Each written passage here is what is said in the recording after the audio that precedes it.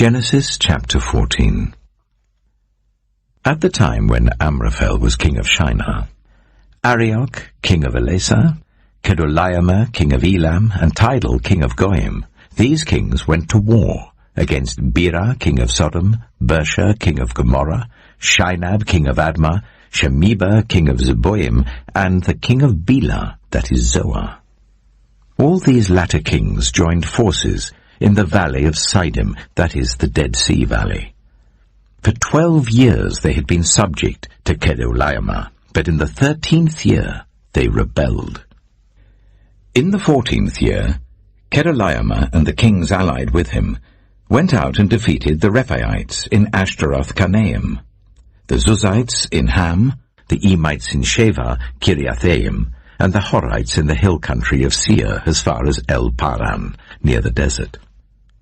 Then they turned back and went to En-Mishpat, that is Kadesh, and they conquered the whole territory of the Amalekites, as well as the Amorites who were living in Hazazon Tamar.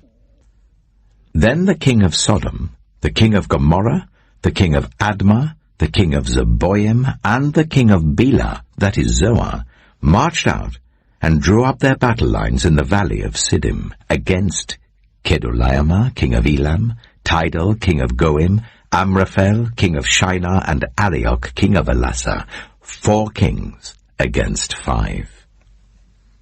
Now the valley of Siddim was full of tar pits, and when the kings of Sodom and Gomorrah fled, some of the men fell into them, and the rest fled to the hills.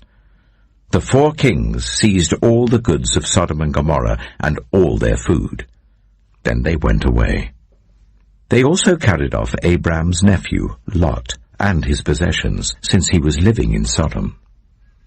A man who had escaped came and reported this to Abram the Hebrew. Now Abram was living near the great trees of Mamre the Amorite, a brother of Eshcol and Ane, all of whom were allied with Abram. When Abram heard that his relative had been taken captive, he called out 318 trained men born in his household, and went in pursuit as far as Dan. During the night, Abram divided his men to attack them, and he routed them, pursuing them as far as Hobah, north of Damascus. He recovered all the goods and brought back his relative Lot and his possessions, together with the women and the other people. After Abram returned from defeating Kedorlaomer and the kings allied with him, the king of Sodom came out to meet him in the valley of Shaveh, that is the king's valley. Then Melchizedek, king of Salem, brought out bread and wine. He was priest of God Most High, and he blessed Abram, saying, "Blessed be Abram by God Most High, creator of heaven and earth, and praise be to God Most High, who delivered your enemies into your hand." Then Abram gave him 1/10 of everything. The king of Sodom said to Abram, "Give me the people and keep the goods for yourself."